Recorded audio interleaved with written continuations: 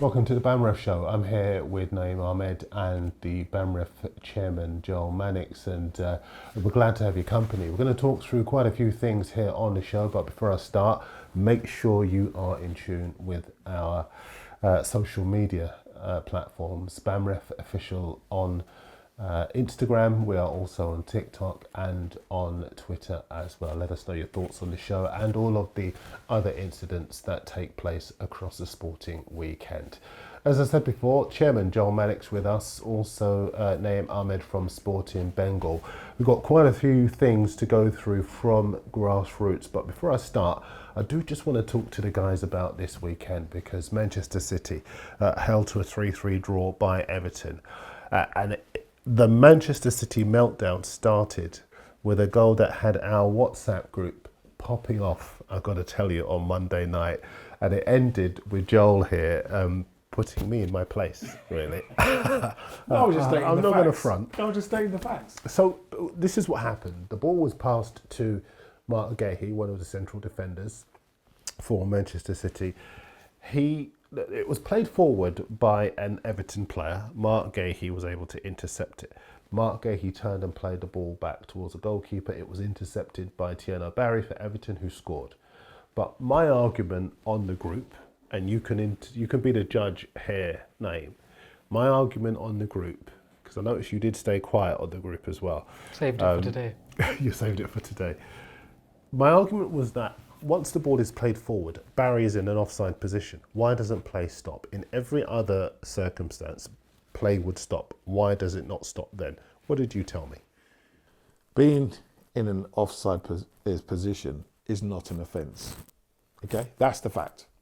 So you can stand in an offside position, or be offside as people call it, but you only come and when the ball comes to you, or you've kind of stopped play, or you're caught up in the middle of play, okay, or this is where the problem arises, because people come out and say, oh, he's offside, and they're going back to 10 years ago, 15 years ago. But here's the thing, Joel, and I do want to sort of add, this is all about the laws of the game, and once you know the laws of the game, as someone else mentioned on the group, then it all becomes much more clear. But all of us who watch football on a week-to-week basis, we work on the basis that once the ball is played forward in the general direction of the person who would ordinarily receive the ball, then that player has to be flagged offside. There's no other Everton player in that space apart from Thierry Barry. So surely he is the guy who would ordinarily receive the ball. Correct. If he receives that ball and he's the second last defender, and he's advanced and the ball's passed to him, and then he then proceeds to go and score the goal, it's offside, because that's what the law states. From a coaching perspective, or from a playing perspective, you have to play within the laws of the game, and he's done exactly that. He hasn't committed an offence, but as a striker, as a coach, you'd want your striker to be able to stretch the defence out, and that means at certain points standing in offside positions without committing an offside offence. I think that's exactly what Thierry Barry has done here. Do you think that the average person who watches football is aware enough of the laws of the game? I don't think so, but I don't think it's their responsibility to know the laws of the game. It is the player's responsibility to manipulate and use the laws of the game to their advantage, and in this case of Barry, to be able to stretch the defence out. Because if the laws of the game then become, or to your point, of he has to always remain in an onside position, then how is he stretching out the defence? So from a striker's perspective, from a football fan's perspective, all you want to see is your player, your manager knows the laws of the game and is able to manipulate it to your advantage. See, I'm surprised by your answer, because I would have thought that if fans are aware of the laws of the game, they put less pressure on the officials. No, because somebody wants someone to blame. Doesn't matter, because you've got to understand, football is an objective. Yeah, everything's subjective and objective. Yeah, so if this is that's offside, someone's going to argue no, it wasn't. So it's the case of what comes down to fact, what comes down to law. Okay, and this is where, I refereed a game on Sunday, and it was a reckless challenge. The player goes, well, reckless is red. I was like, no, reckless is not red. Reckless is a cautionable offence. No, it's not, it's red. But see, can you see why? I mean, you and I argue, and I joke about the fact that Joel and I argue, but the one thing I do say, and I have to put my hands up to this, I accuse you guys and the wider fraternity of making it up as you go along. Yeah, and I know that's quite a serious thing to say, so I don't want to infer any impropriety or anything like that. But the big concern is inconsistency, isn't it? No, and I say no, it's not. Listen, the laws of the game are the laws of the game. Whether you go to study, if you go for a driving test, or you learn how to drive by looking at the manuals, reading what the road signs are. You then do your test, and that's it. After your test and you've passed it, you never go back to look at these things because you've passed it. You can 20 or 15 years later, you're driving down the road, you're like, I wonder what that roadside says. But you pay no mind to it because you've already passed Do you know it. the fascinating thing about that? I did a speed awareness course the other day. I really did. And there were so many people who did not know what certain road signs were. I won't say too much more than that. but you know, I think that in general terms, there is that concern. And with that in mind, I do want to go through one or two of these clips because there have been quite a few incidents this weekend that have drawn attention. Before I do that, I just want to say congratulations to Tolu Sangawawa. He is going to referee the National League North playoff final on Saturday. So well done to him. Another success for BAMRef. And you'll be able to follow his progress on BAMRef Official on our social media platforms. Also to Akil Housen, he's going to be running the line at the FA Cup final between Chelsea and Manchester City, of course, and of course Farah Halam, who is going to referee the FA Trophy. Now we will have a special show discussing all three of those appointments and the progress for BAMRef in that regard as well, and the areas where we can make improvements. We'll get the guys talking about that. We'll have a special show on that coming up.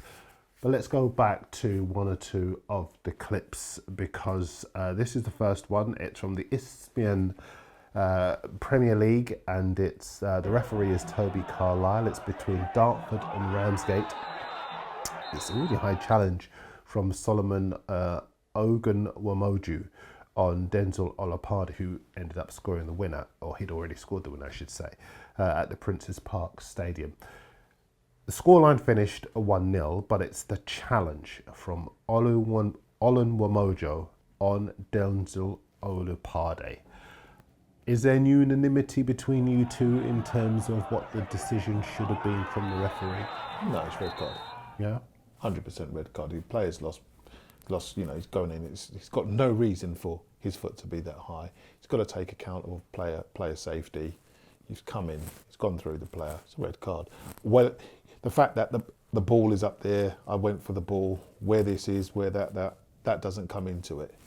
It's the fact of you've just basically kicked a player in his stomach, in his abdomen, and it's a red card. High, it's endangering an opponent. It's really not much to debate on this one. You know me, I always find something to debate. Could you not argue he is attempting a bit of skill? He's lifted the ball with his first touch. He's obviously trying to reconnect it. I don't think there is an intention to harm the opponent. That you're laughing already. So let's go with you. No, listen, if we go back, I think Jesus Premiership 3-4 seasons ago when he Premier League, where he kicked goalkeeper in his head and he got a red card, was it? Yes, on the edge of the box. I think that comes to mind. Even though it's great skill, didn't mean to. Kick the goalkeeper in his head. Fair enough. Yeah, got to go. Yeah, as much as we all want to see the game with great skill, great player safety is the main thing. No, I'd agree with that. Yeah, and the official has to manage the game, manage the situation. Now, if there's no one around, if there's no player around and they manage to control it mid-air, great, it looks great. But the official's got to do the job at that point and look after, as Joel just said, player safety comes first. Can I ask, because obviously you perform a lot of roles for Sporting Bengals, is your view different as a proprietor as it would be if you were, I don't know, if you were in another capacity? If you're asking me if that was against my club, would I disagree? I'd probably argue it, Yeah. but I think you kind of look at it and go, it is what it is. Okay. The second clip is from the game between Lewis and Cheltenham. It's in the Women's National League Southern Premier Division. It's a poor tackle from behind. Now, the challenge is from Bella Hall against Layla Benares. And guys, when you saw this clip, again, you were both of the same opinion that the referee did handle it correctly. I'll start with you, Nayim. Yeah, massive plaudits to the official allowing the game to go on, which then a goal was scored from. So all credit goes to that official, even though there was an incident on the halfway line, which, if the attack didn't continue, you'd probably stop play there and issue a caution. I mean, listen, you want the game to go, okay? And this is where, as referees, you'd pick up brownie points if you've got your trainer or your observers or your coach that's coming to watch you, because that's what they're looking at. This is a chance for you to shine. Good refereeing. So even though the challenge has come in, you've seen the advantage is carried on, they've played it down the wing, they've scored from it, now come back and do your job. Yeah, come back and caution the player, okay? Get your plaudits, come over and say, listen, you're very lucky there, they've scored from it, can I have your name and number, bosh, there's the yellow card. And the rest of the game is at ease. Now, there is a postscript to this one, because the referee is one of our own, Tom Amber from BAMRef, and he sent me a little message here. I'm going to read it. He says, I'm the ref in this one, so any questions about context? Well, I have to admit, my Corex coach, remote coach, pinged me for a missed caution on this one, whereas the FA scout praised me for the advantage and not cautioning. So it's very much a subjective decision. Subjective, it's not, because he's played the advantage. He screamed out advantage. All he has to shout is 6, I'm coming back to you. Yeah? Goes down, they've scored, they then come back, 6, thank you very much, bang. He's now opened the parcel, taken out the goodies, sealed it back up, and away he's gone. I do love your analogy. Both opinions aren't exclusive. Like, both of them can be right, and they are right. And I would be of the, if that was me in the middle, I'm going in and I'm making it really public. 6, I've come back for you. Go, it's happened. I'm coming back for you. Public, that wasn't on. And it's not happening again. Caution, done. One of the things, even before the show began, we were discussing this issue before the show. Phil behind the camera was saying that very often people take for granted that because at the top end, at the Premier League and Championship level, referees have some level of comms, that it's the same all the way down, and it's quite unfair assumption to make, because often you guys don't have comms. You've got to make quick decisions in real time, and people aren't as understanding of that as they should be. 100%. And sometimes, I remember coming through the ranks, you'd have officials on your line, which are challenging. Okay? What do you mean by that? I'm not going to explain by challenging. They will sometimes not see what you've seen, not flagged what should be the obvious, might have a grievance against you because you're in the middle and they're not. Really? Oh yeah, 100%. Yeah, this is all it goes through, because it's a dog-eat-dog world out there. If referee ever wants to be the referee, no one wants to be a linesman, Nayim. And then, so it is one of those. So at the end of the day, sometimes, with that, and you've got no comms at the lower levels, you have to watch and police the whole game as if you've got no officials. And, I think I've seen it once this season, where I went to go and watch one of our referees, and she had no officials. She was running offside. She was doing this, and I was like, "Where's your officials?" Crazy. And she's like, "The flag was on the floor." She goes, "They don't want to do it, so I have to do everything." Just before I wind it up, I mean, because I do want to ask, is that a wider problem? Should we be talking about that? Do we have to leave that one for next week? Look, from my perspective, I make a proactive effort to be completely technology free and as non-dependent on anything else around me. So I will try and officiate the game from a point of, I'm not using comms, I'm not using buzzers, I'm not using kind of all the technology because I want to pick up on the good habits where if a situation goes bad and you have an assistant referee that doesn't work in your favour, and it happens all of the time, you need to take control of that situation. So I need to pick up on my good habits of looking at my assistant if I have an assistant, being able to judge an offside and being able to make that call myself, and then using my assistant as a second opinion if needed.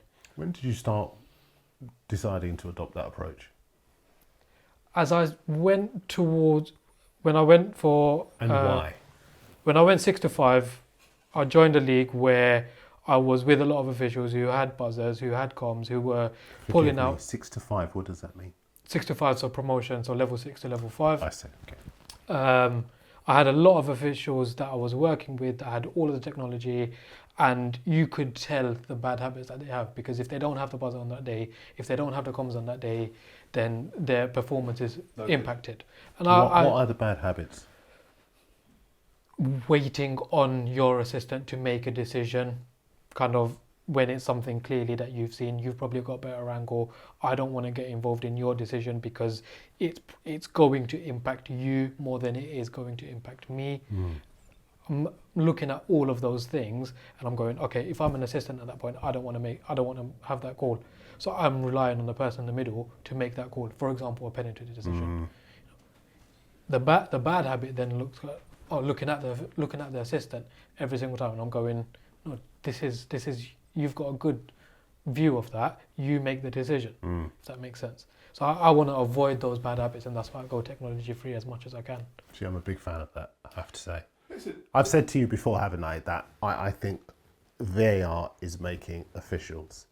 Lazy is a strong word, and I'm loath to use it, but we've seen a lot where referees ignore the evidence of their own eyes and rely on VARs who often let them down with their decision making. I see what you're saying, but we have asked that for technology in the game. Now we've got it, we're like saying, we don't want that technology in our game anymore. Now, VAR isn't wrong. VAR isn't wrong. The people that use VAR may be wrong, but VAR isn't wrong, because VAR is only showing you the facts. The person behind it may be wrong in their interpretation and bringing that person to, or asking the referee to come back to the screen, okay? They might not be up on law themselves. However, VAR isn't wrong, because all VAR is doing is recording what the game's saying and what's going on. Different angles, there was a game just last weekend, they said, it's 22 minutes for, I think they said Sesko, where it's touched his hand and it's hit the ball. Well, no one's going to wait 22 minutes. Yeah. So, what can we do about it? Well, nothing. We've asked for goals. We've given the benefit of the doubt. It's inconclusive. We're not re-refereeing the game again. So it's a goal. Oh, VAR's got it wrong. I think you're absolutely right. I think you're right. And I think a lot of people feel that there are some unnecessary situations that come up as a result of decision making from referees that is far more complicated than it needs to be. And just to that point about we've asked for VAR, I don't know if officials asked for VAR. It was managers who asked for VAR, wasn't it? Listen, players, the game, fans, everyone was asking, more technology, we've missed out on this, the referees need more help, the referees need this, the referees need that. Now they've got it, they don't want it. Did you want it? Hey, listen, I'm all for it. Did you want it? I'm pro technology when it comes to that level of the game, 100%. Even though you abandoned tech? Yeah, because but it's about in the early stages of officiating, picking up good habits, and that's where I think it comes to your point of who's using it. And if the people who are using it have good habits, then the technology doesn't influence the overall decision. Yes. And that's where I think we should come to. Technology should be used if it's available, but the people using it should have developed good habits and good ability to competently officiate the game. I think we're going to reserve this chair for you because you're showing good habits and good abilities here on the BAMRef show. Nayim Ahmed is going to be with us on a regular basis alongside Joel. We want you on a regular basis as well. Which side are you on? Are you pro-tech or would you like to see VAR done away with? BAMRef official on our social media platforms. We want to hear from you, particularly if you either officiate at the lower league, play in the lower leagues, or watch games in the lower league. We want to talk about them here on the BAMRef show. We will look forward to seeing you again next week when we're going to talk all about the breakthrough that we've had with black and Asian officials. We want more in the game. We are starting to see them, and we're going to discuss them when we come back. The road that they go different, but I was looking back, cause of flash, not for the sake of flash. I don't calculate and back, you make me emotional, but something must kill him, man. Every Monday night you're